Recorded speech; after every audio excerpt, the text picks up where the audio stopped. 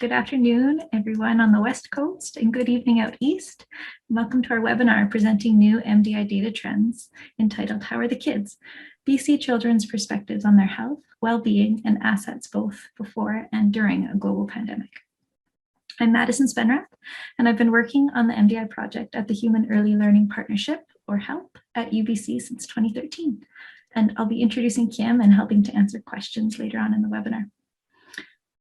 So at the next slide, you can see just a couple of housekeeping points here. Feel free to type in a question or comment in the chat.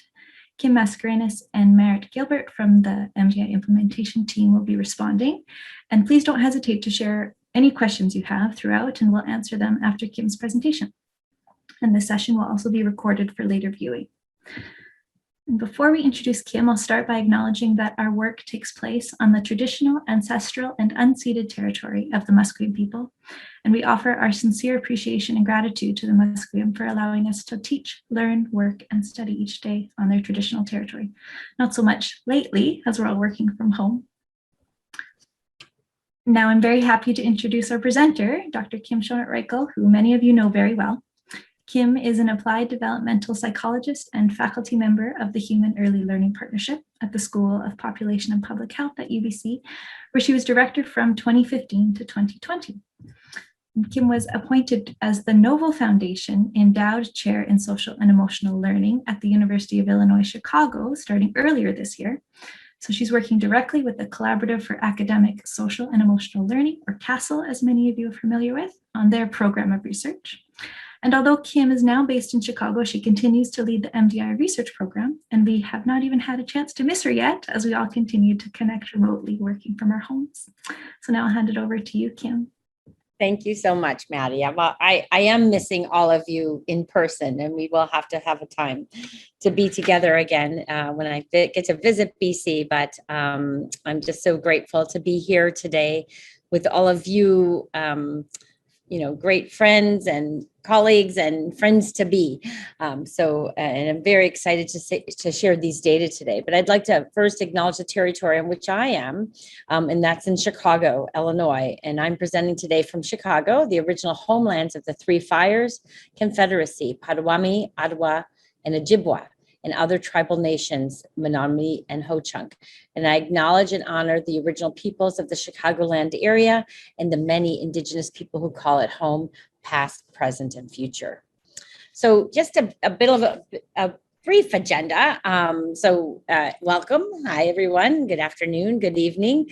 I'm Kim Schonert-Reichl, as Maddie explained, and I'm going to start with a background and an overview of the Middle Years Development Instrument. We got some amazing ideas from people who wrote in what they wanted to hear here. And so just a little bit of an overview and kind of the context of the MDI right now. And then, of course, recent trends and highlights from the MDI for this year and actually a couple of previous years. I'm going to go for about 40 minutes talking about the MDI and the data. And then we're going to have about 15 minutes for a question and answer. And hopefully I can give you some insights and some direction to go forward with these MDI data. Some of the questions we'll consider here is kind of why now do we need these data on child well-being? What is the MDI? How are the kids? What is the recent data trends from this school year tell us about how they're doing, and where do we go from here? So just to briefly, for some of those who are not familiar, the Human Early Learning Partnership is an interdisciplinary research institute at UBC in the School of Population and Public Health, and HELP's vision is all children thriving in healthy societies. We also have an Aboriginal steering committee for over 15 years that guides us in all of the work we're doing, and in particular around the MDI as well. So we really are so grateful for them for giving us such amazing direction. And then you heard about the MDI team. You get to meet Maddie, who is our MDI implementation manager, and our other team members are Merritt Gilbert and Kim Mascarenas. So the MDI is part of the Human Early Learning Partnership's child monitoring system that we've been collecting data on various tools for almost 20 years, certainly the early development instrument. So part of our monitoring system is really to track the well-being and development and growth of children over time and determine those factors that really the differences that make a difference, looking from a social determinants of health perspective. So there's the toddler development instrument, the childhood experiences questionnaire, the early development instrument, many of you might be familiar with, and then we're just piloting this year the youth development instrument, or YDI. But today I'm going to talk mostly about the MDI. And I do have to say, this is a slide where we haven't updated it because we now have the MDI in grades 4 to grade 8. So so we do, it's a great, and it'll be exciting to share with you some of those data.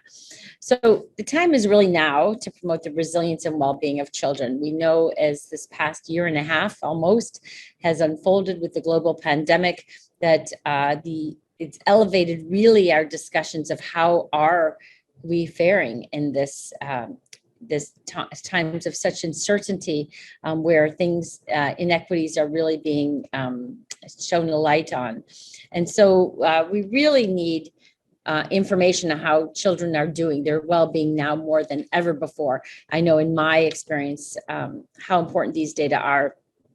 And we know also that is what is not assessed is not addressed, and that data are a catalyst for action, that when you have those data, they can be a catalyst for action for us, really knowing, instead of just guessing how are the kids, we actually have actual data to reflect their voices. So we know in the current context in BC that now is a time like no other, as I mentioned, to focus our attention on children's mental health and their well-being. We know that all children and families, particularly those that are more vulnerable, are at risk for experiencing even increased challenges, although I would argue all children and families are experiencing challenges, but particularly those who have had existing vulnerabilities. And we know that MDI data in particular, because the way it was designed, can provide us with the opportunity to hear from children themselves about their well-being and the assets in their lives that would be valuable to us as we move forward and really try and build context that will support their flourishing and thriving during this time. We know, we look at some of the recent data on the effects of the pandemic. There was a recent rapid systematic review that basically went through a number of studies, both looking at the COVID pandemic and past pandemics, and really found that in general, after looking at all these studies, that pandemics do cause stress, worry, helplessness, and social and risky behavior problems among children and adolescents. We also know from other data that in fact this pandemic and other natural disasters is predicted to negatively impact children's mental health, and that there's early evidence really emerging on the negative effects of COVID, especially for things like parents' mental health, and on the mental health of children and adolescents. So there's data already emerging on this. Some of the data I just heard from the US actually looking at health emergencies has found that ER visits for childhood and adolescent anxiety and depression have gone up 50%. So we're in a very uncertain time, and I think we really need to figure out what we can do. In terms of mental health, the Office of the BC Representative for Children and Youth strongly predicts significant increases in things like children's stress and anxiety, post-traumatic stress disorder, and behavioral challenges. But what we know from the work on resiliency, that there are these protective factors, including family, community support, socioeconomic support, social support, access to positive schools, support for parenting and neighborhoods. So we do know from research of what are the factors that can mitigate the negative impacts, but we have to do them intentionally. And we also know that the pandemic has a big effect on families, and we really have to think about what we can do. We know that parents with children under 18 in particular reported significantly worse outcomes from the pandemic compared to those without. So 50% reported worse mental health, 28% reported increased alcohol consumption, and 12% reported stressed about being safe from domestic violence. So we know what this pandemic has done is elevated a lot of these issues and concerns in our society, which is very problematic. And what we also know, if some of you have heard me speak before about the stress contagion research, that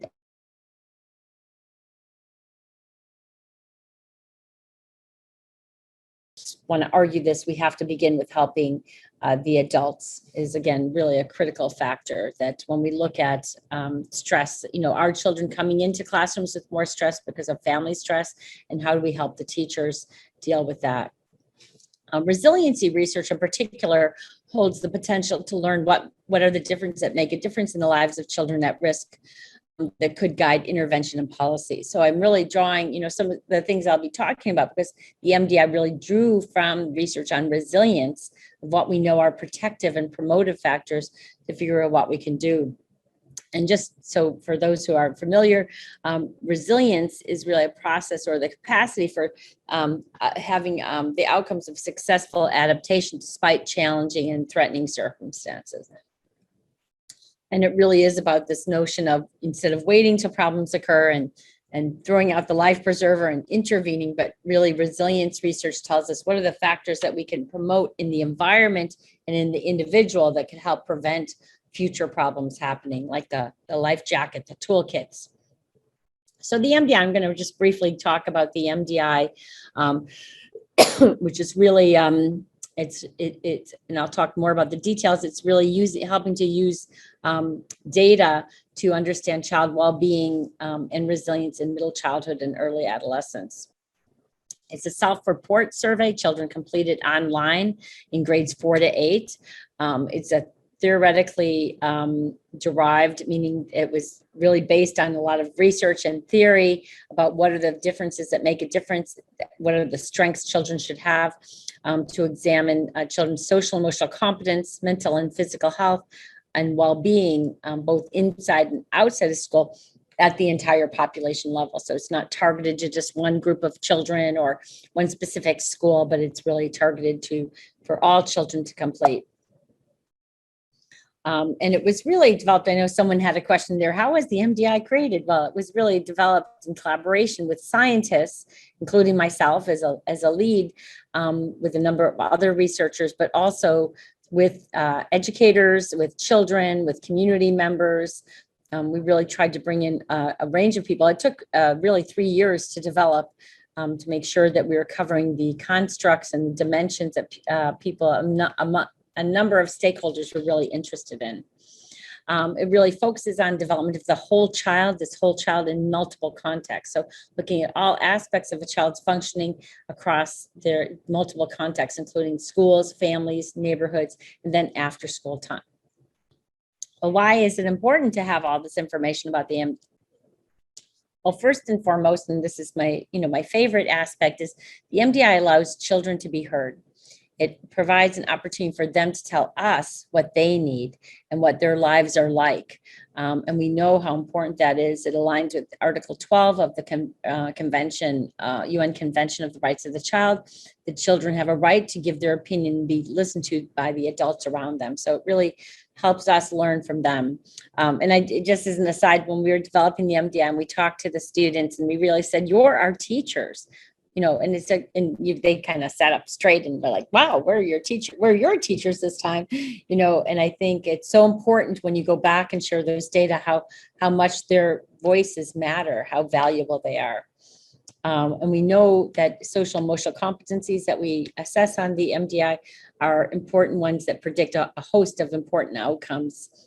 And you'll get to that. And then the notion that relationships are essential. One core feature of the MDI is to ask children about their positive relationships, both peers and adults, at home, at school, in the neighborhood.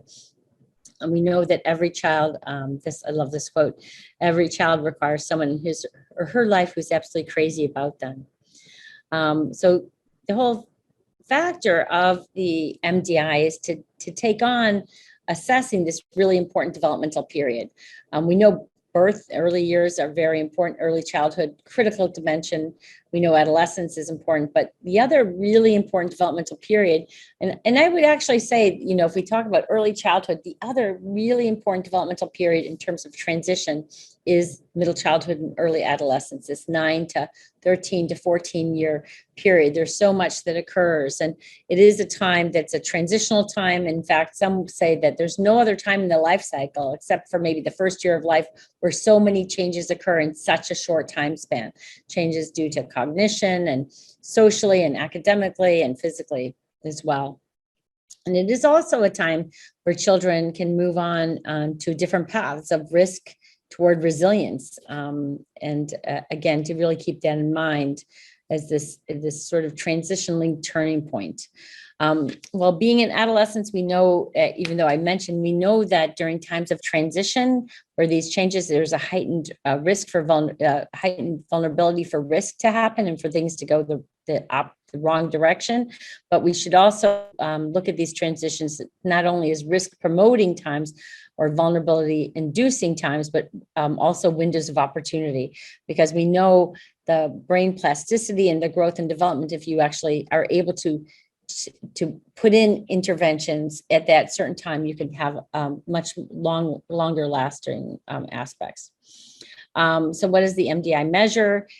There's 5 dimensions on the MDI that include physical health and well-being, social and emotional development, use of after-school time, school experiences, and connectedness. I'm not going to go through all the different dimensions of the MDI. You'll be getting your reports and can see those, but we really designed the MDI very comprehensive. And also note that the 4th and 5th grade versions have fewer items than the 6th, 7th, and 8th grade ones. So that when we were developing the 7th grade version, and now that's 6, 7, and 8, we actually examine more constructs. So when you go and look at the data, just realize that if you're trying to compare and see the two. We've indicated a well-being index that is based on a composite of 5 dimensions called optimism, self-esteem, happiness, absence of sadness, and general health. And based on our scoring of this, we can categorize children to be in a thriving range, a medium to high well-being range, or a low well-being range.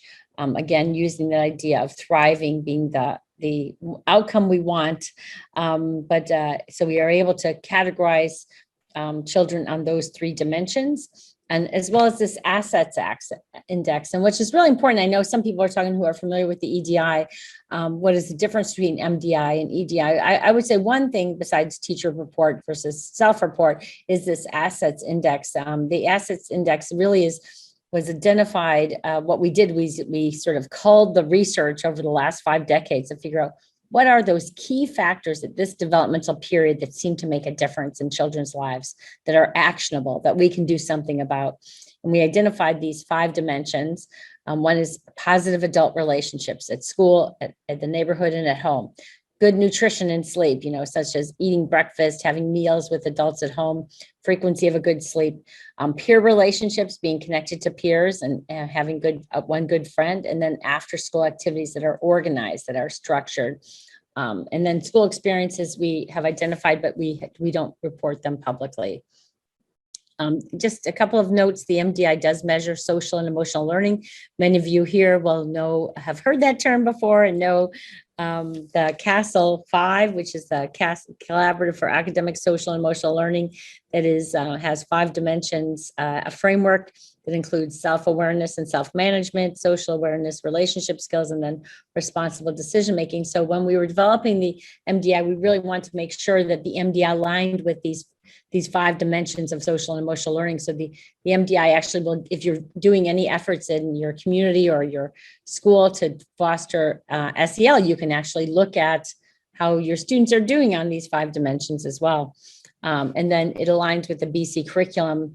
As many of you know, that the curriculum includes communication, and also this personal and social responsibility, thinking and personal and social responsibility. And so the MDI, when we were again developing it, we made sure that it aligned very carefully with the outcomes identified on in British Columbia, the personal and social competency. And if you look in your report, you'll find an alignment between those. Where has it been implemented? Well, this year in many school districts, 27, I believe it is in total. And actually, it is important to say that this year was actually our biggest year of MDI data collection. As you can see on this map that kind of goes through how it was kind of the little engine that could, if someone knows that story, you know, how MDI started relatively small and then grew and grew and grew. And as we've expanded to 8th grade, you can see we have data on almost 174,000 children since the MDI began. And I want to note here, besides it being the biggest year ever, that I believe that the MDI right now is, we have the most extensive data on children's well-being during the pandemic in Canada. I don't know if anyone else has, this year we've collected, as you see here, almost 36 data from 36,000 children. And we have data from other jurisdictions across Canada. So we have data in total from almost, I believe it's 45,000 children, 4th to 8th grade this year. And I don't know of anyone else who has that extensive data on children, which will be so important to track them over time and gather them in the future. The MDIs, I just mentioned, we had places across Canada. So here you go. Here's a map that shows you the places that the MDI is occurring. And then I do also have to say the MDI is being utilized in many different countries around the world, being identified as one of the most extensive and comprehensive measures of child well-being. So it is, I just been connected with a group in Israel who it's been translated into Hebrew, and this year they did collect data on MDI as well as Australia, and it's now in the works having a Japanese version, and you'll see all these countries. It's very exciting. So you'll get your school district reports are coming out tomorrow afternoon. Maddie will confirm.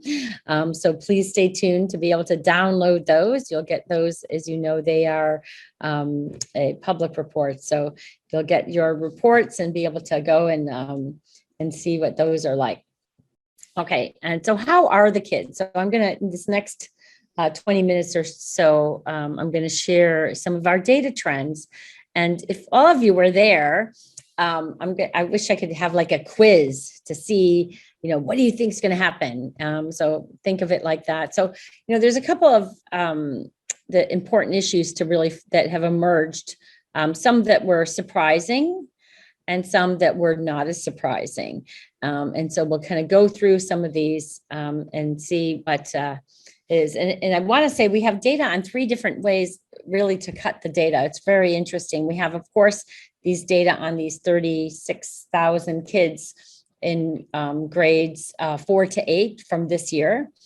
We also have data from children that did grades 4 and 7 in the same school districts for the last 3 years. So we're able to really look at what are the changes across from pre-pandemic to during a pandemic to see how are the changes in well-being and assets. And then we were fortunate, in fact, to have, as we expanded the districts, to have several districts that did grade 4 last year and did grade 5 this year, and did grade 7 last year and did grade 8. So we have kind of a longitudinal study to be able to look at how have these kids changed before and during the pandemic. So here's a bit of the grade 4 through to 8. So imagine that I'm asking you right now to contemplate, how are the kids? Whose well-being do you think of grades 4 to 8? Think of the grades. Do you think has remained stable, and which has changed? I'm giving you a second to reflect. Let's see, how what you think. Oh, here's just the number of districts that participated. So essentially, the bottom line, larger percentage of children in younger grades were identified as thriving on the MDI compared to children in older grades. So when you look at the comparison, it appears that the younger ones, here's a perfect illustration. The percentage of kids thriving on our well index, as you see, a real linear decline from grades 4 to 8. Again, with the grade 4s having the highest number of children thriving to grade 8 having the lowest number of children thriving. And then when we look about assets and asked about the presence of assets, again, we see this similar pattern. A larger percentage of children in the younger grades reported the presence of these assets in their lives compared to children in older grades in this current 2021 year. So here, I'm just going to highlight a couple of things because I know this graph is kind of busy. So if you look over here at adult relationships, you see, again, this linear trend connecting positive adult relationships. This asset was highest among our fourth graders and lowest among the eighth graders with a real linear trend. The same is true for nutrition and sleep, although it seems to really jump down at seventh grade, between sixth and seventh grade. And any of you who work with that age would maybe tell why. And then also after school activities, which we didn't expect that, it's access. So again, the grade fours and then all the way down, especially between grade 4 and 8. Not as much of a difference here among the peer relationships. I thought that was interesting. Very slight decline. And children who reported the presence of assets in their life and were more likely to be experiencing well-being. And think of this as a really critical aspect for where do we begin? How do we go with the data? What we know is that the assets, having more assets, predicts your well-being. So here you again see grade 4 and 7, those children who have 0 to 1 assets in their life have the lowest percentage who are thriving and or medium to high well-being, all the way up to if you have all 5 assets. And remember, the assets are positive adult relationships, positive peer relationships, nutrition and sleep, positive school experiences, and positive peer relationships. I think I got them all. Anyway, so you see this real linear trend between the number of assets you have and your well-being. So again, and then these are kind of the most interesting. Well, I say it's all really interesting, but I love this, and my head keeps on going to the comparison. 3-year data trends in grades 4 to 7. 2018, comparing 2018, 2019, 2019, 2020, and 2021. And as you see, we had 9 school districts we could follow across 3 years, and 10 school districts for grade 4 and 10 for grade 7. So now here's where I'm asking the question. So what do you think? Who's going to go up? Grade 4s or 7s? Or grade 4s up or down in well-being? I'm pretending you're answering me in terms of your thumbs up. Or grade 7, who's up or down or stay the same? You're thinking through that now. Okay. Let's see. The well-being of grade 4 children has remained stable over the past 2 years, whereas the well-being of grade 7 children has declined. So if we look here from 2019, 2020, the well-being index here to 2021, 38% were thriving. Last year, guess what? This year, 38% were thriving. Pretty much almost exactly the same for those sweet grade 4s. But a different pattern emerges where for grade 7s, last year, 31% were thriving and 42% were in the low end, which again is concerning in of itself. Whereas this year, 29% were thriving. So just a drop of about 2%, but this 46% low. And I just want to keep on thinking about these kids here. You see where I'm circling it, this 46% low. That's almost half who are in this more vulnerable age place.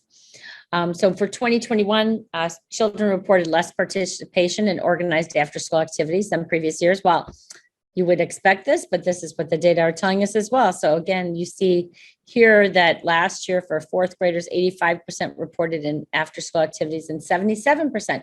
Now, the one thing I do want to mention, 77% reported being in after-school activities. That's pretty good, given that many things were shut down. So I want to hear more about your thoughts about that. And again, I think for grade 7, we see a drop from 82% to 71% participating, which to me was a pretty dramatic decrease, because what are they doing and how is it affecting them and all that. And then, as would be expected, in 2021, children reported spending more time online and connecting remotely with friends than in the previous 2 years. So if we again look at fourth grade, and we look at 2018, 2019, 2020, 2021, we see that, this idea of the play video games or computer games has increased slightly. This certainly using a phone or internet to text or chat with friends has really gone up quite a bit. And the idea of hanging out with friends in person has gone down. So just says this is what kids are experiencing. And a similar pattern emerged for grade 7s, where we see a decrease in work in a job, and we have an actual decrease as well as in volunteering, and then a slight increase in well, I don't know which one that is. I can't quite see it. But anyway, but you see hanging out with friends in person has really decreased.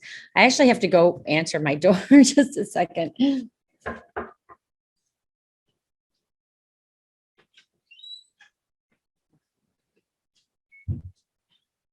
Okay, I'm back. Sorry. Okay, so that was some of the data for there. So what we know is, though excessive use of screen time may be associated with lower well-being, the increase in screen time may be temporary this year because children's regular after-school activities are unavailable or have moved online. So we'll have to see what the data tell us next year as well, and part of that. So other key findings were, we found that in 2021, the number of children who reported regular eating meals with adults in their family is consistent with the previous 2 years. We found that fewer children reported eating breakfast at least 5 times per week, particularly in grade 7. And to think about that, that's an interesting one. Why has that eating breakfast gone down? Was it because there was not a schedule, because there was breakfast programs were not available at the same regard? And then we found, with regard to sleep in grade 7, 48% reported getting a good sleep at least 5 times a week this year, compared to 53%. And we know that stress can really disrupt sleep patterns as well. And here it just gives you some of those data showing breakfast as well as meals with adults. And the thing that is important to mention is, what I thought was really important to mention is, we know that meals with adults is a really important protective factor, and that we know that that has remained consistent. So I actually had thought it would go up, but it was at pretty much the same levels. As you can see, a similar pattern for grade 7s, particularly with the decrease in 2021 of getting a good sleep and eating breakfast. And is it because of food insecurity, made prevalent during the pandemic? So again, thinking about some of those things. So another key finding was that, and this is a really important one. I really want to double click on it and really emphasize that we found that children in 4th grade had similarly high levels of feeling connected to adults at home, at school, and in their neighborhood and community across 2018, 2019, 2020, and 2021. This is quite remarkable, I think, this idea of feeling, and maybe not so much that connected to adults at home, but at school and in their neighborhood, that children had these similarly high levels. And you could just see that they're essentially, those 4th graders were feeling very connected still with many of the adults. You see a similar pattern across all 3 academic years. However, there was a difference with, again, the grade 7s, and again, this pattern of something's happening with the older children. And they reported feeling somewhat like, and I say somewhat because it's not dramatic, less connected to adults in 2021 as compared to previous years. So as you see here, adults at home, there was a slight decrease in 2021. I'd love to hear some thoughts. And as you see, adults at school, actually, if you look at 2018, 2019, it was almost the same level of adults at school then when we were in person. And then, of course, the adults in the neighborhood was a very slight decline as well. And we know how important connectedness to adults is, that, more strongly predicted in one study we did, well-being than connected to adults connectedness to adults at school more strongly predicted well-being than connectedness to adults at home or in the neighborhood. And it was more important to well-being than even socioeconomic status. Now, if we turn to help seeking, we know that family, what we found when we asked our participants to report on who they go to, who they would turn to if they were experiencing stress or worries, family members remained the most important resource for support across the grades. although there were some slight declines as children got older. And in contrast, Friends, there were no changes in Friends. Friends remained sources of support relatively high across all grade levels. So, this has a lot of data on help seeking, but essentially what you see is that there is kind of the Friends kind of stay really important, and family members reduce slightly across grade levels, and as do adults at school. And this is reflective of that. But this of the sort of normal transition where adults, peers become important and adults not as much. But what this does is it really tells us where we could put our resources to help develop those assets, to help, especially when children need that help, how to make these people available. And I think, for families, supporting families, if children and youth see them as support resources, how do we equip them? And friends, I think to me, this would be really important. If friends are the primary source of support, I think going to them. And then another finding was grade 4 children reported high levels of a positive school climate in 2021 as compared to previous years. So no changes in their perception of the school climate. Now, this again is remarkable to me that they were not seeing this change. And then they also reported similar high levels of school belonging and academic self-concept in 2021 as in previous years. So you can see here again, just showing that things like school belonging, school climate, and academic self-concept remained relatively stable for the fourth graders across this time. However, a little bit changed for our grade 7s, as we have, maybe you've now been expecting it, that grade 7 children reported similar levels of school climate as compared to previous years. So that was a positive. So again, the grade 7s are saying school climate still good, but they did report a somewhat lower levels of school belonging and academic self-concept compared to previous years. And so you see here, just that, again, that idea of the academic self-concept declining a little bit over the time, as you see, and then you see just a slight decline, again, in that sense of school belonging with school climate remaining relatively stable. So to me, again, it's remarkable given all the changes that have occurred this year, this relative stability in how they feel connected to school. And then this last piece is just the well-being and social emotional development trends from the kids who did grade 4 to grade 5 and grade 7 to grade 8. So it's kind of like what I said, a longitudinal study here. And this just gives you a snapshot of all who participated in the numbers that participated in those years. And what we found was the same percentage of children in grade 5 were identified as being in the thriving range as those in grade 4 from last year. So again, looking at the thriving, the percentage of kids thriving from grade 4 to grade 5. And then there was a slight decrease as students made that transition to 8th grade. So here you see, and this, I don't have the percentages here, but this is what you see from the grade 7s to the grade 8s, this slight decline across the board in things like general health, happiness, the low sadness, the optimism, and self-esteem. Now, is this due to the pandemic? It's questionable. Or is it due to the transition to 8th grade?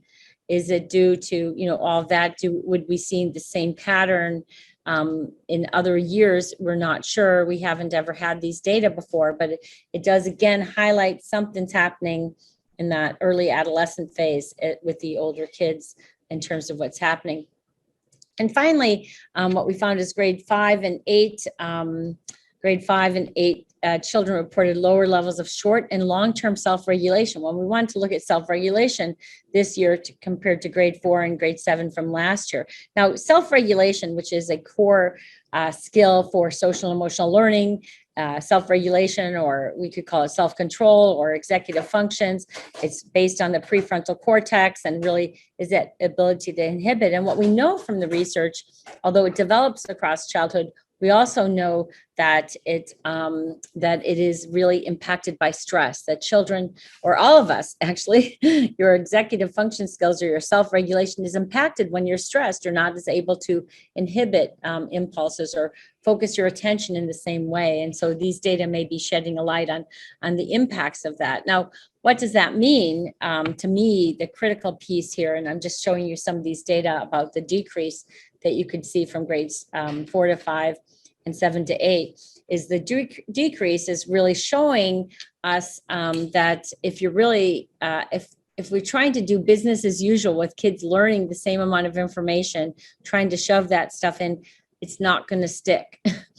Basically, self-regulation really helps you be able to pay attention. And if children are not regulated in that same way, then teaching in the same way is not going to work. So it's really important to say, how can you bolster those self-regulation skills?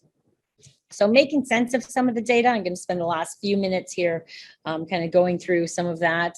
I do want to go, I've been talking a lot about resilience, so I have to say this, though. This is a really important piece.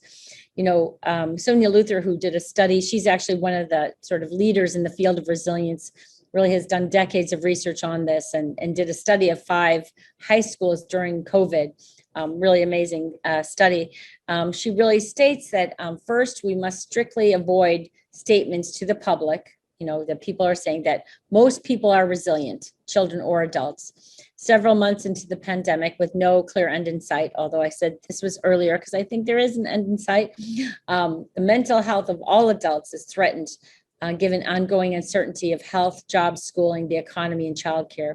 It's inappropriate and unwise for scientists to imply that anyone is immune or invulnerable. So I think what she's saying, and what I really think is important here, that if we keep on saying, well, the kids are resilient, it sort of is writing them off. It's like, we don't really need to pay attention and think about it. It might be like the grade 4s in our data seem to be doing okay now, but there might be implications later on. There might be times where some of these experiences that they had during the pandemic are going to come back to them and affect them. So I think we can't give up our steadfast intention to really promote the well-being in a way that is, we just can't lose that mission of focusing on the well-being of children. We know that early adolescence, and so let's make sense of some of those data for those early adolescents, those older students, those 7th and 8th graders, or as they get older. Well, what do we know what happens in early adolescence? It's actually a stress pileup, and it's one theory has received substantive empirical support is this phenomenon of the stress piled up as children make this transition from childhood to early adolescence. As I mentioned before earlier, there's no other time in the life cycle except maybe the first year of life in which so many changes occur in such a short time period. So the idea of putting that added stress of the pandemic with the worries and the changes in their not being able to connect with friends. The one study actually was very fascinating. It was the one by Sonia Luther that I just mentioned, found that one of the most pressing worries for the high school students was worries about their parents' well-being, about their parents' job, and so I think we have to think about, I think that one of the risk factors for these older children is because of this new cognitive capacity to think about the future and think what if, what would, that during the pandemic again increases those problems. And we know that early adolescence, what's a time of heightened risk, is also a time of great opportunity. So again, that idea of targeting specific focus to that developmental period. So using MDI data to move to action, I really wanted to spark conversations about children's well-being and assets in their lives, that these data can really be the catalyst for talking about well-being and how the children are doing. We need to, number one, recognize that all children and adults need support.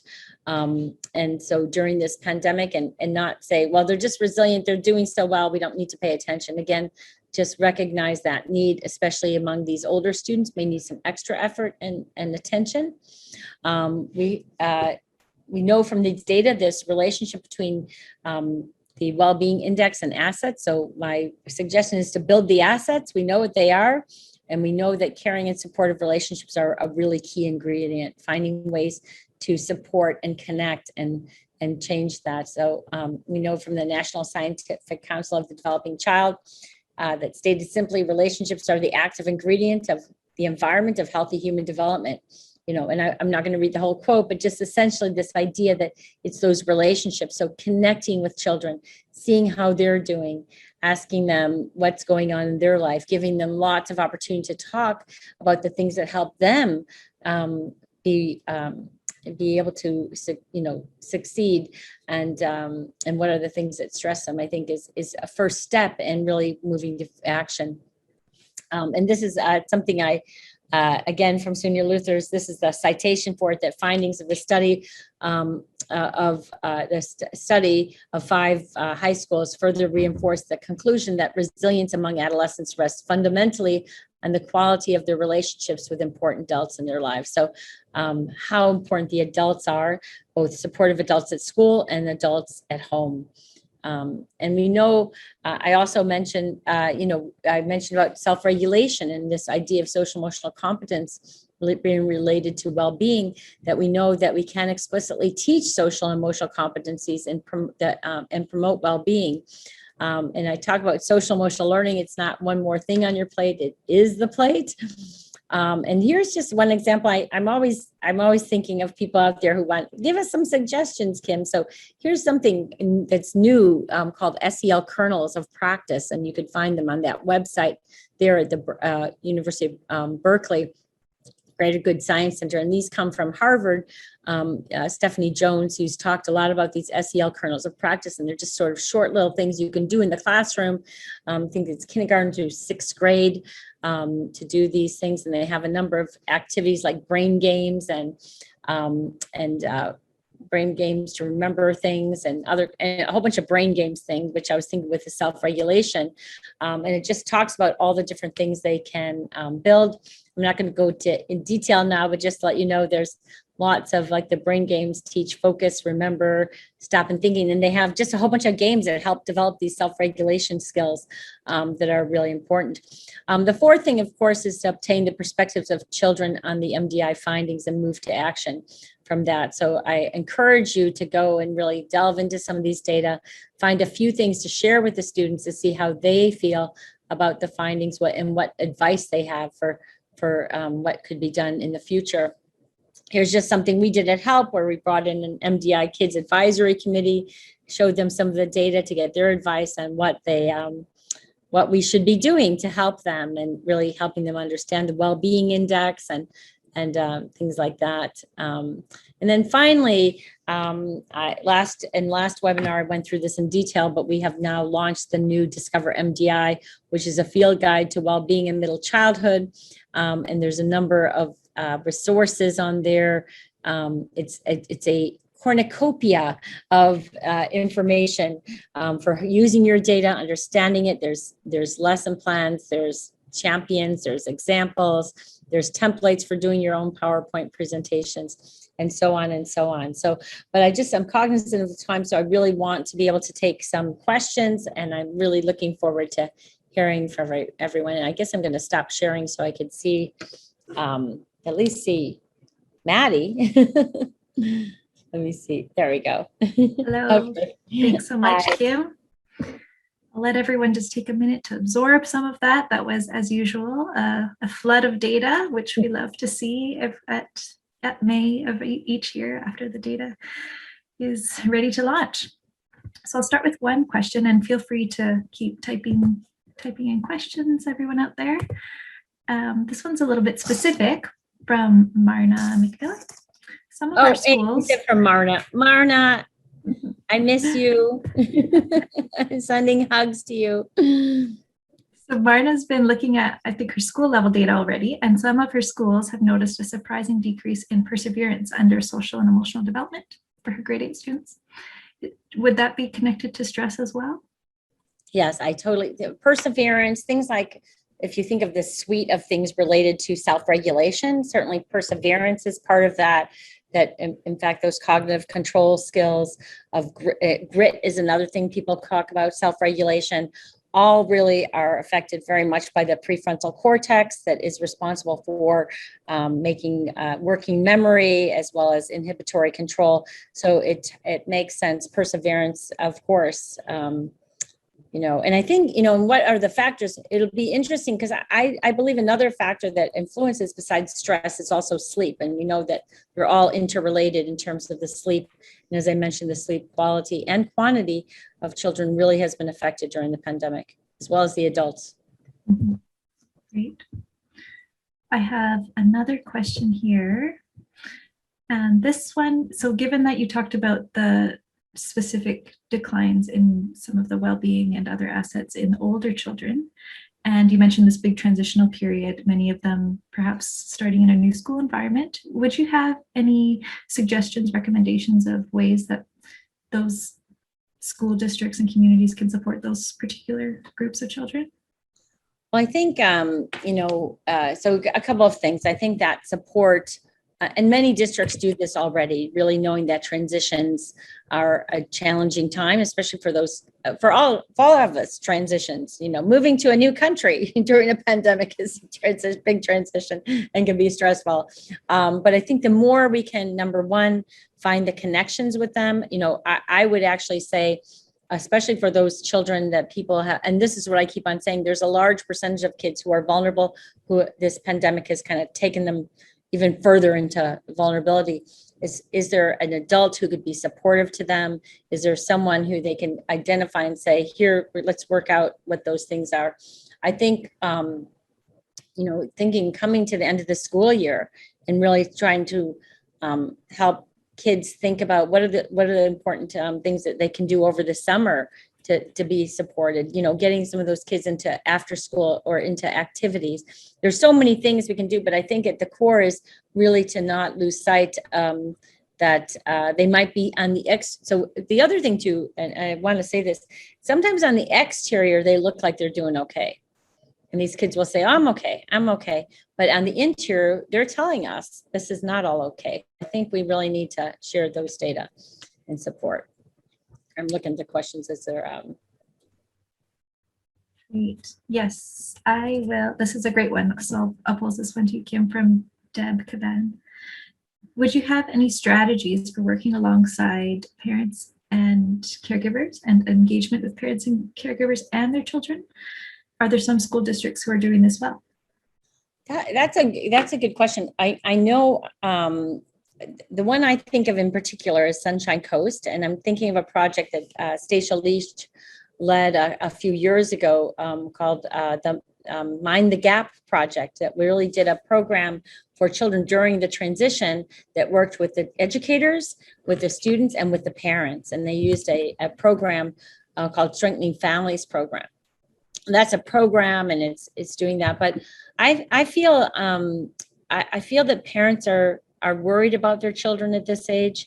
I think providing opportunities for them to come in and learn some of the information about this transitional phase, about what they could expect, about when they should be worried or not. I think on the one hand, we're told, all these things like expect your adolescent to be, acting crazy or whatever. We have all these terms that we say, when in fact, when kids are really suffering, parents don't know whether to take it seriously or not. So I think the more we can really educate parents and provide the support and provide those links are critical.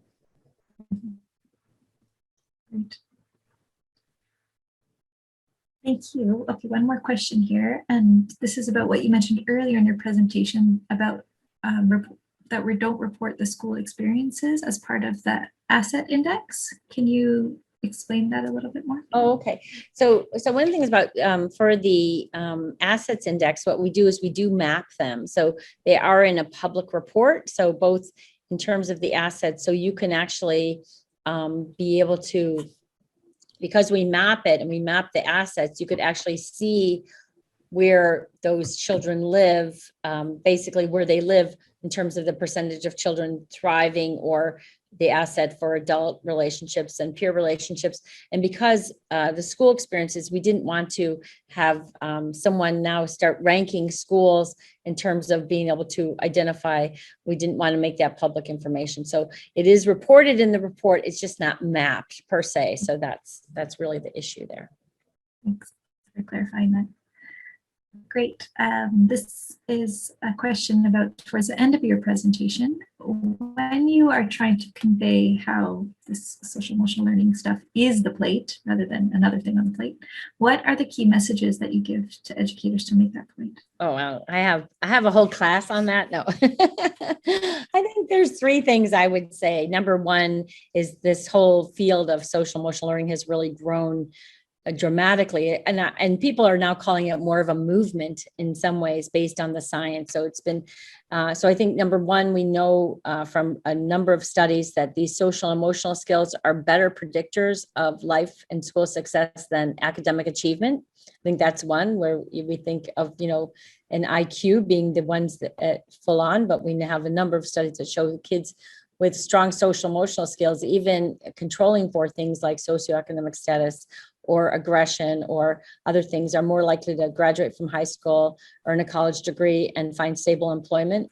Number two, we know that they're malleable, that through this last, innovations in neuroplasticity, we know you can teach these skills, that they are critical. And we also know that specific programming can elevate, teach these, promote these skills. And the most important finding that has happened, it was early on 2011, where it found that children who had a social emotional learning program or were taught those competencies, and teachers who were worried about taking time from their daily life, but the teachers who actually did that and students who experienced it actually had higher academic achievement than students who didn't have experience in social emotional learning. So the idea that it somehow takes away from academics is now debunked.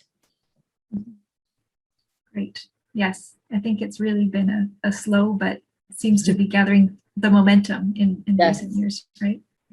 Yes, I exactly. think we have time for one more question, but if anyone does have additional questions, feel free to type them in and we could follow up offline. One, and this is maybe, I'll put, this is a question of mine. So some of the adaptations that we've had to make as a society to make it through this pandemic with public health restrictions and all of the changes that have occurred might not have been all completely negative. Do you think there's anything that's changed for children during the past year that we might want to hold on to as we start to look forward to the next school year and hopefully things, a light at the end of the tunnel, as you said? Yeah, I think, I do think it is important to think about what have been have people had to address some things that they've changed throughout their life. There are more families who are at home with the kids, and kids like spending that time, family time. Are there things that children were able to connect perhaps with friends in other places who they normally wouldn't have, been connected with, now that Zoom is or Teams is so much a part that they could actually be engaged in activities and learning about the world that they haven't. I think it'd be really important to ask the kids, but again, I think that's really important. And I think the other thing is I think it's elevated, and I think asking the kids, but to me, what it's elevated is the conversation and the importance of the well-being of all. Mm-hmm. And I do want to end by saying that if we really want to help the children, we must help the adults. We must support the adults that surround the children and realize this unprecedented time. So, and I think about, on the one hand, I think of the positives that we've kind of, many of us had to rethink our lives and how we run them, but it's important. But I think the other thing is the inequalities that we've witnessed that have really come to bear. We can't not look. We have to do something about it. Mm-hmm. Thank you. Yes. Great. Well, that was excellent. Thank you so much, Kim. And thank you for everyone listening and sharing questions. If you have any questions that have come up afterwards, feel free to connect with us on the MDI team through the Discover MDI website. You can see our contact information and have a lovely evening. Thank you. Yes, thanks so much.